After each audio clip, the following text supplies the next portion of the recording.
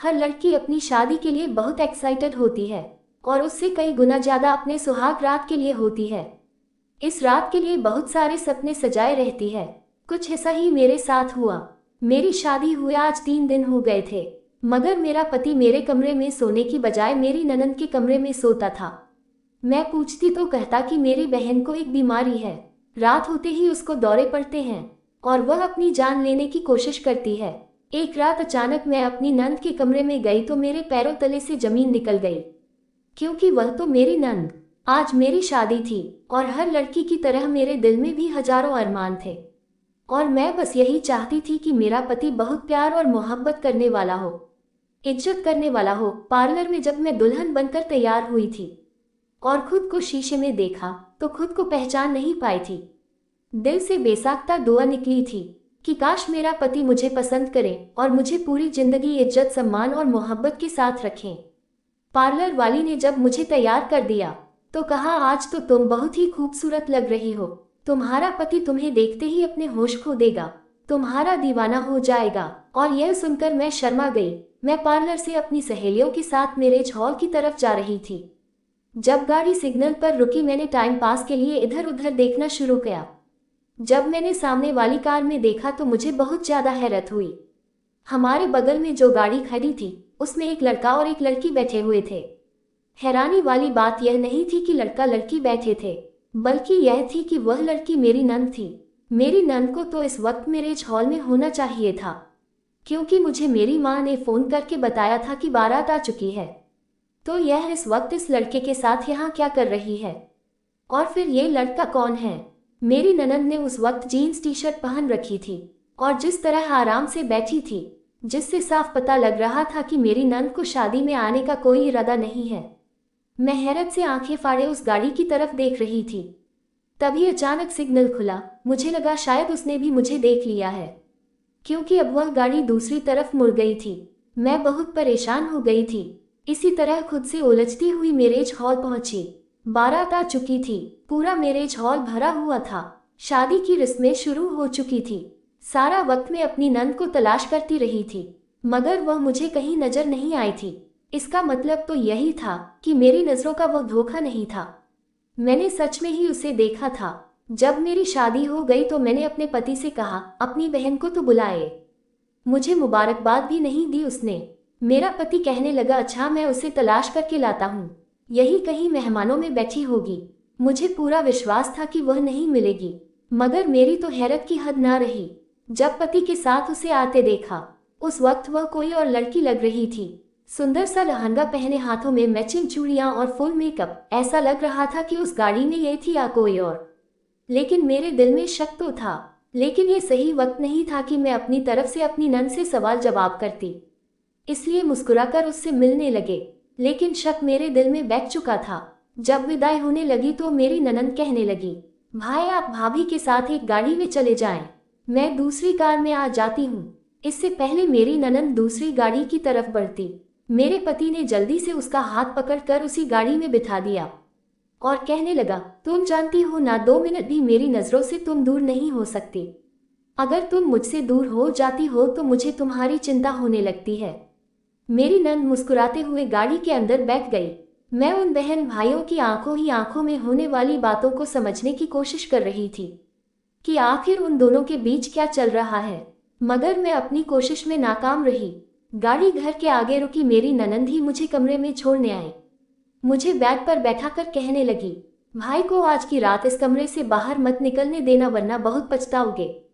उसके अजीबोगरीब बात पर मैं दंग रह गई, लेकिन कुछ बोल ना सकी, बस चुप रह गई और सोचने लगी, इसका दिमाग खराब है।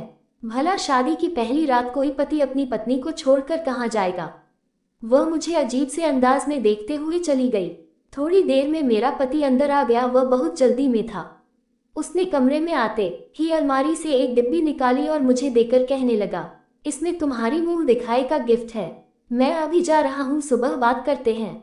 वह बात खत्म करके जा चुका था और मैं सदमे की हालत में बैठी रह गई। ये सब आनन फानन में हुआ था और मुझे कुछ कहने का मौका भी नहीं मिला था। मुझे अचानक ही अपनी नंद की बातें याद आई। उसने कहा था कि अपने पति को अपने पास रखना, कहीं बाहर मत जाने देना। उसका मतलब तो यही था कि उसे मालूम था कि आज की रात भी मेरा पति बाहर जाने वाला है, वह मेरे साथ रात नहीं बिताने वाला। ये सब सवाल मेरे दिमाग में आते चले गए और यह सब सवाल मेरे दिमाग में शक भी पैदा कर रहे थे। मेरे साथ कुछ गलत तो नहीं होने वाला। मैं इस परिवार को अभी ठीक से जानती तक भी नहीं थी। नन से भी बस 2-4 मुलाकात ही हुई थी और मैं उसको अभी तक समझ नहीं पाई थी। दूसरी तरफ अनिकेत था, उसे तो मेरे पास बैठना चाहिए था। आज तो हमारी सुहागरात थी, मुझसे प्यार मोहब्बत की बातें करता, जबकि वह तो मुझे छोड़कर ना जाने कहाँ जा चुका था। यह शादी रिश्ते कराने वाली मेरी एक मौसी ने कराई थी। मेरी माँ चाहती थी कि मेरी शादी किसी ऐसी जगह पर हो जहाँ ससुराल वालों का झंझट ना हो। जानने वाले में तो मेरे जोड़ का रिश्ता नहीं था और आसपास से जो लोग रिश्ते के सिलसिले में आते थे उन्हें मेरी माँ खुद मना कर देती थी। कहती मैं अपनी बेटी की शादी ऐसे खानदान में करूंगी जहाँ लड़का अकेला हो ताकि मेरी बेटी राज करे। मेरी माँ ने खुद 20 साल तक जॉइंट फैमिली में गुजारे थे और वहाँ रोज लड़ाइयाँ ही होती थी। मेरी दादी और मेरी ताई चाची ने मेरी माँ का जीना दूभर कर रखा था। हम जितने साल उस घर में रहे हमें दिमागी आराम नहीं मिल सका था। कभी बुआ पहुंच जाती तो कभी चाची या फिर ताई जी, जरा जरा सी बात पर घर में हंगामा मच जाता था। इससे बचने के लिए ही मेरी माँ ने मेरे पापा पर जोर डाला कि अलग घर पर रहो, लेकिन मेरे पापा अपनों से अलग होना नहीं चाहते थे। यहाँ तक कि एक दिन उन्होंने खुद उस घर से निकलने का फैसला कर लिया।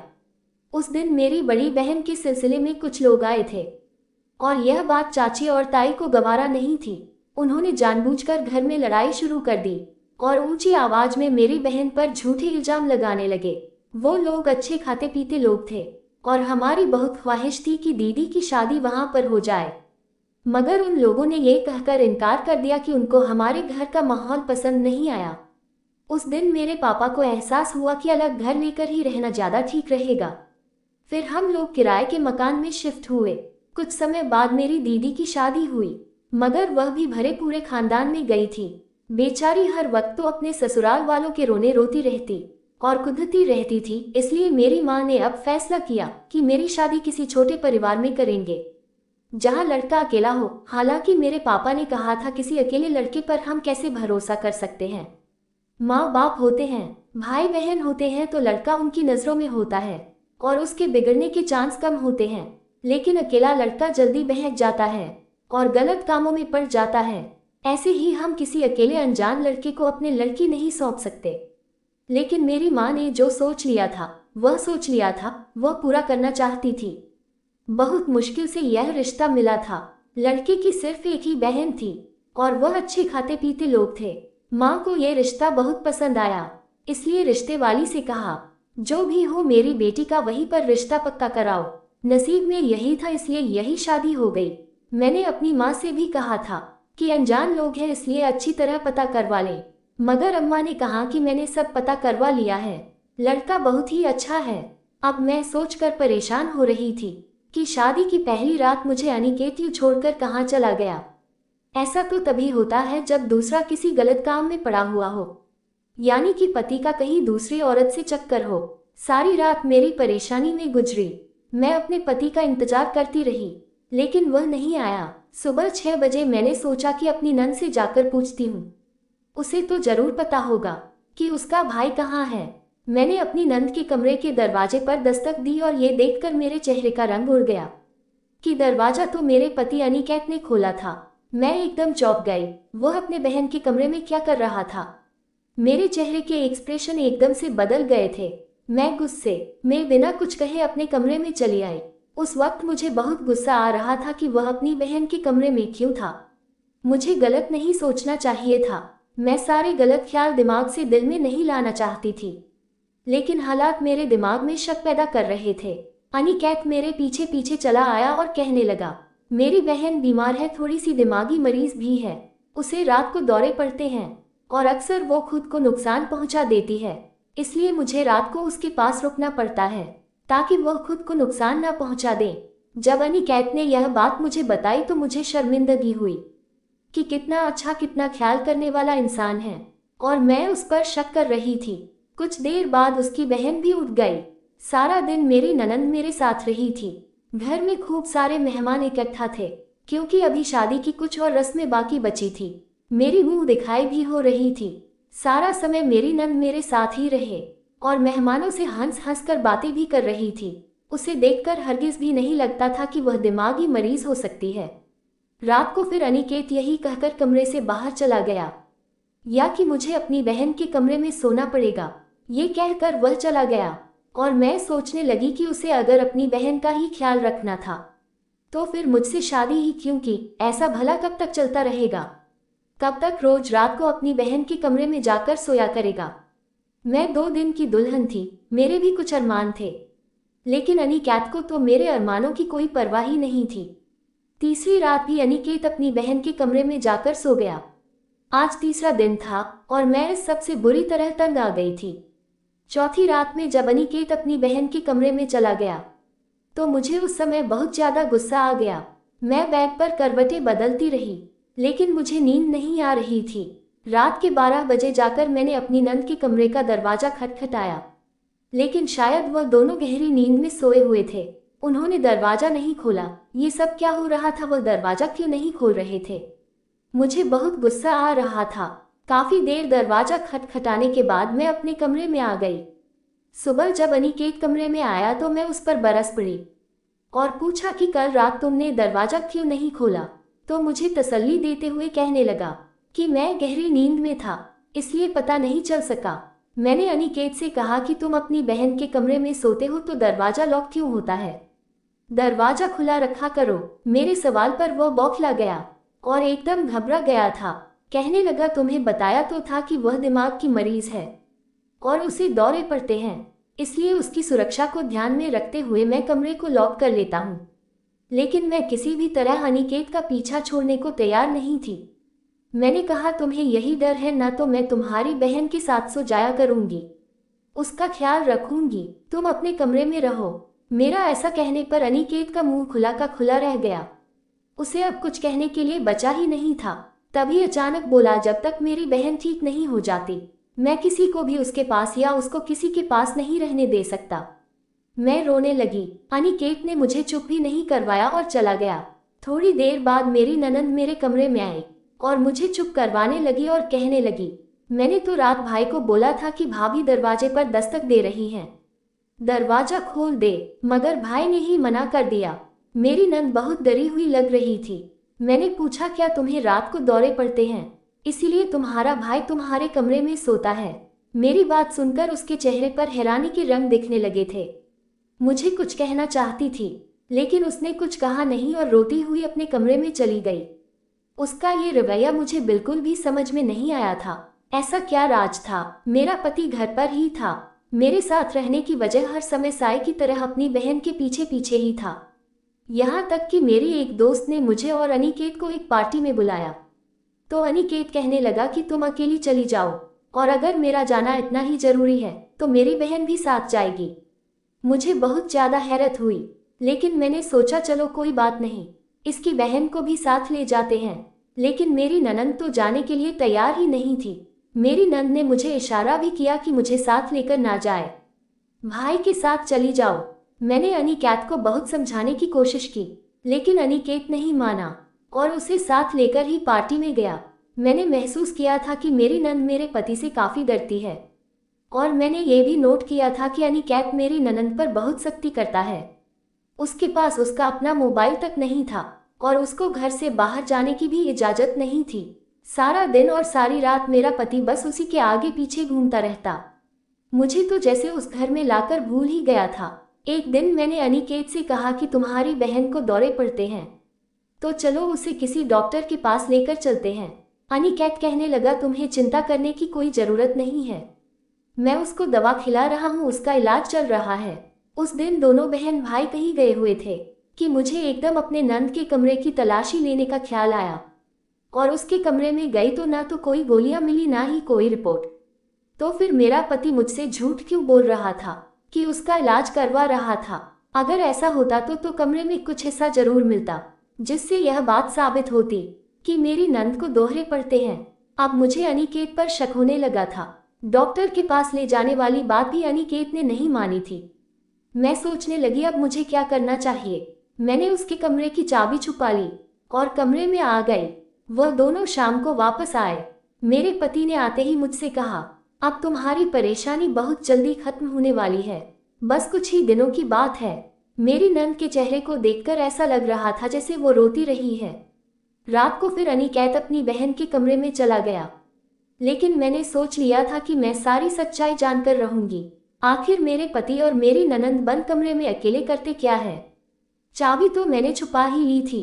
मैंने जल्दी से चाबी निकाली। रात का 2 बज रहा था। मैं जल्दी से कमरे का लॉक खोलकर अंदर चली आई। सामने का मंजर देखकर मेरे ऊपर की सांस ऊपर और नीचे की नीचे रह गई। मैंने देखा कि मेरे पति ने मेरी ननंद को रस्सियों से बांध रखा है और उसका सर अपने कंधे पर लेकर सो रहा है। मेरी ननंद शायद जाग रही थी। मुझे देखकर इशारा करके बाहर जाने को कहा। मैं उसे देखकर दंग रह गई थी। मैं अनिकेत को जगाकर पूछना चाहती थी यह सब क्या है, मगर जब मेरी ननंद ने मेरे सामने हाथ जोड़ दिए तो मैं बाहर आ गई। अपनी ननंद की हालत देखकर मैं सदमे में आ गई थी। अब तो मुझे मेरी ननंद दिमागी मरीज नहीं लग रही थी, बल्कि अनिकेत दिमागी मरीज लग रहा था। पूरी बात मुझे नींद नहीं आई। मेरे दिलो दिमाग में हजारों सवाल चल रहे थे। मैं अनिकेत से पूछना चाहती थी कि आखिर उसने अपनी बहन को बांधकर क्यों रखा है। इसी उलझन में पूरी रात गुजर गई। सुबह होते ही मैंने बहाना बनाकर अपनी नंद को अपने कमरे में बुलाया और उससे पूछा कि रात को जो कुछ मैंने देखा वह सब किया था। तो मेरी ननंद मेरी बात सुनकर रोने लगी और कहने लगी, जब से मम्मी और पापा इस दुनिया से गए हैं, मेरे भाई का रवैया मुझसे बदल गया है। सारी प्रॉपर्टी पर अपना हक समझते हैं और रोज मुझसे कहते हैं कि अपने हिस्से की दौलत मेरे नाम कर दो। मेरे पापा अपनी सारी दौलत वो हम दोनों बहन भाइयों के नाम कर गए हैं। मैं मना करती हूँ तो मुझे मारते हैं और मुझे परेशान करते हैं। रात को भी मुझे रस्सियाँ से बांध देते हैं। वह मुझे हर पल तकलीफ देते हैं, जिससे कि मैं डर जाऊं और अपने हिस्से की प्रॉपर्टी उनके नाम पर दूं। मगर मैं ऐसा हरगिज नहीं करूंगी। अगर मैंने भाई को सारी प्रॉपर्टी दे दी, तब भी भाई इसको अपने पास नहीं रखेंगे। मेरा भाई गलत आदतों में पड़ा हुआ है, वह सारी दौलत उड़ा देगा। अपनी नंद के मुंह से ये सब बातें सुनकर मेरा सर चकरा गया। मेरी नसें फटने लगी। मेरा पति अनिकेत इतना गंदा आदमी हो सकता है, मैंने सपने में भी नहीं सोचा था। अगर रात को मैं अपनी आंखों से ये सब कुछ देख ना लेती, तो शायद मैं अपनी नंद की बातों पर विश्वास भी ना करती। लेकिन हकीकत तो मैंने खुद अपनी आंखों से देख ली थी। मेरी नंद मुझसे लिपट कर रोने लगी, भाभी मुझे यहाँ से कहीं भेज दो, मेरी जान बचा लो, नहीं तो मेरा भाई मुझे जान से मार देगा। मेरी जान बचा लो, मैं आपके आगे हाथ जोड़ती हूँ, मुझे इस घर से कहीं दूर भगा दो। अब मैं उसको क्या कहती, उसे चुप करवाया और मैं सोच में पड़ गई कि अब मैं क्या करूं। थोड़ी देर बाद अनिकेत मेरे पास आया और कहने लगा, मैंने अपनी बहन का रिश्ता कर दिया है। कल मैं उसको लड़का दिखाने लेकर गया था। अगले मंडे को मैं अपनी बहन को विदा कर दूंगा। मैं ये सुनकर हक्का बक्का रह गई। मेरी नंद तो कुछ और ही कह रही थी कि उसका भाई उसकी शादी किसी बूढ़े से करवा रहा था और बदले में उसे पैसे मांगे थे, और ये तो कह रहा था कि किसी लड़के से रिश्ता किया है। ये सब क्या था? मेरा पति कहने लगा, मैं बस यही चाहता हूँ कि अपनी बहन की जिम्मेदारियों से फ्री हो जाऊं। मैं अपनी बहन से बहुत प्यार करता हूँ। मम्मी पापा के बाद हम दोनों बहन भाई ही एक दूसरे का सहारा है। अपनी बहन की जिम्मेदारियों से फ्री होकर अपने माँ बाप को दिए हुए वादे से फ्री हो जाऊंगा। अनिकेत के मुंह से यह बातें सुनकर मुझे हैरत के झटके लग रहे थे। क्या मेरा पति अनिकेत झूठ बोल रहा था? कितनी साफ सफाई से झूठ बोल रहा था कि वह अपनी बहन को बहुत प्यार करता है। मुझे कुछ भी समझ नहीं आ रहा था, कौन झूठा है कौन सच्चा। ये दोनों ही बहन भाई बहुत अजीब है। मेरे लिए यह फैसला करना मुश्किल था कि कौन सच बोल रहा है। अनिकेत ने मुझे उस लड़के की फोटो भी दिखाई थी। लड़का तो देखने में बहुत ही हैंडसम था और उम्र भी ज्यादा नहीं, 24-25 साल की उम्र थी। कि जब मैंने यही बात अपनी नंद को बताई तो वह रोते हुए कहने लगी कि भाई झूठ बोल रहे हैं। भाई ने एक 55 साल के बुढ़े से ही मेरी शादी तय की है। बदले में वह बुढ़ा भाई को ढेर सारे पैसे देगा, जिसे भाई अपने बिजनेस को बढ़ाना चाहते हैं। शादी के नाम पर मेरे भाई मुझे बेच रहे हैं। मैं क्या करूं, ये कहकर मेरी ननंद से सिसक कर रोने लगी और मुझसे मदद मांगने लगी। मैं क्या मदद करती, मुझे तो खुद समझ में नहीं आ रहा था। और अभी मेरी शादी को टाइम ही कितना हुआ था। मेरी नंद बार बार कह रही थी कि भाभी मुझे सब इस घर से कहीं भगा दो। मैंने अपनी नंद से कहा, अगर मैं तुम्हें यहाँ से भगा दूं तो तुम कहाँ जाओगी? कहने लगी। अपनी एक दोस्त के घर चली जाऊंगी। एक वकील है, मुझे बचा लेगी। मेरे पास तो फोन भी नहीं है, वरना उसको अब तक मदद के लिए बोल चुकी होती कि मैंने उसे अपना फोन दिया कि वह अपनी दोस्त से बात कर ले। उसने मेरे सामने ही अपनी दोस्त से बात कही, लेकिन उससे ज्यादा बात नहीं की थी, बस 2-3 बातें की। मेरी भाभी मुझे घर से किसी न किसी तरह निकाल देंगे और फिर मैं तुम्हारे घर आ जाऊंगी। उसने अपनी सहेली से कहा कि तुम मेरी मदद जरूर करना, मुझे विश्वास है कि तुम मेरा साथ जरूर दोगी। अपनी नंद के बहुत ज्यादा गिड़गिड़ाने पर मैं अपनी नंद की मदद करने के लिए तैयार तो हो गई थी, लेकिन अंदर ही अंदर मेरा दिल घबरा रहा था। फिर तय ये हुआ कि मैं अनिकेत को नींद की गोलियां दूध में मिलाकर पिला दूंगी। अनिकेत के सोने के बाद किसी बहाने उस रात को अपनी गाड़ी में छुपाकर उसकी दोस्त के घर पर छोड़ दूंगी, क्योंकि ड्राइवर को भी अनिकेत ने सख्त आदेश दे रखे थे कि मेरी बहन कहीं भी बाहर नहीं जाने पाए। जैसे ही रात के 9 बजे मैंने अनिकेत के दूध में नींद की गोलियां मिला दी। दूध पीते ही आधे घंटे के अंदर ही अंदर अनिकेत सो चुका था। हमारे पास यही मौका था। मैंने अपनी ननद से कहा कि तुम जाकर कार की पिछली सीट पर छुप जाओ। मैंने चौकीदार से कहा कि गेट खोलो, मेरी माँ की तबीयत ठीक नहीं है, मुझे अपनी माँ के घर जाना है। चौकीदार ने तुरंत गेट खोल दिया। मैं गाड़ी सड़क पर ले आई। कुछ ही देर में हम एक घर के सामने खड़े थे। मेरी ननद कहने लगी, भाभी आप घर चले जाए, वरना हम फंस जाएंगे। लेकिन मैं उसे पूरी सुरक्षा के साथ घर के अंदर तक छोड़कर आना चाहती थी और उसकी दोस्त से मिलकर उसको कहना चाहती थी कि मेरी नंद का ख्याल रखना। मेरा इरादा यही था कि यहाँ से सीधा अपने घर जाऊंगी और अपने माँ बाप को अपने पति की सारी सच्चाई बताऊंगी। जो अपनी बहन का नहीं था वह मेरा कैसे होता। यही सोचकर मैं गाड़ी से नीचे उतरी थी कि तभी गेट खोलकर एक लड़का बाहर आया। उस लड़के को देखकर मैं एकदम से चौंक गई थी। ये तो वही लड़का था जिसको मैंने अपनी शादी वाले दिन अपनी नंद के साथ कार में देखा था। जब अनिकेत को मैंने अपनी नंद पर इतनी सख्ती करते देखा था तो ये दिमाग मेरे ख्याल से निकल गया था कि उस दिन गाड़ी में मेरी नंद हो सकती है। मैंने सोचा कि वह कोई और लड़की होगी। मेरी ननद को इतनी आज़ादी कहा कि वह किसी लड़के के साथ अकेली गाड़ी में घूम सके। लेकिन आज जब मेरी नंद उस लड़के के पास आई और जब उस लड़के को मैंने देखा तो मैं चौंक गई कि वह यहाँ क्या कर रहा है। मेरी नंद गाड़ी के दूसरी तरफ से निकलकर मुझसे कहने लगी, भाभी यह मेरे दोस्त का भाई है, मैं अंदर जा रही हूँ, आप घर जाएं। लेकिन मुझे कुछ गलत होने का संदेशा हो रहा था। मैंने एकदम फैसला किया और अपनी नंद से कहा, गाड़ी में बैठो, हम वापस जा रहे हैं। लेकिन मेरे सिर पर आसमान गिर पड़ा जब मेरी ननद ने मेरा हाथ जोर से झटका और भागकर उस लड़के के पास जाकर खड़ी हो गई और कहने लगी, सॉरी भाभी, मगर अब मैं वापस नहीं जा सकती। मैं इस लड़के को पसंद करती हूँ और उसी की खातिर झूठ बोलकर आपको यहाँ लाई हूँ। अभी शायद मेरी ननद कुछ और भी कहती, लेकिन उस लड़के ने मेरी ननद को अपने पीछे किया और मेरी तरफ आते शैतानी हंसी हंसकर बोला, मगर मुझे तो तुम्हारी भाभी पसंद आ गई है, एक के साथ एक फ्री। मैं उस लड़के की बातें सुनकर घबरा गई। मेरी नंद भी एकदम चौंकी थी। वह लड़का उसी शैतानी हंसी के साथ बोला, मैं तो तुम्हारे लिए तड़प रहा था कि कब तुम आओ और मेरी प्यास बुझाओ, मगर अब देखो, अब तो तुम्हारे साथ साथ तुम्हारी भाभी भी फंस गई। इतनी देर में मैं गाड़ी से नीचे उतर आई थी और अपनी नंद का हाथ पकड़कर उसे गाड़ी में बिठाने लगी थी कि तभी उस लड़के ने मेरा हाथ पकड़ लिया और मुझे घर के अंदर खींचने लगा। मेरी नंद ने गुस्से में आकर उसके मुंह पर एक थप्पड़ मार दिया और कहा, धोखेबाज, तुमने मुझे धोखा दिया। तुम्हारी खातिर मैंने अपने इतने प्यार करने वाले भाई को धोखा दिया। जैसे ही मेरी ननद ने उस लड़के को थप्पड़ मारा तो उस लड़के ने फोन करके 2 और लड़कों को बुला लिया। मुझे उन लोगों के इरादे खतरनाक लग रहे थे। मैंने यहाँ आकर बहुत बड़ी गलती कर दी थी।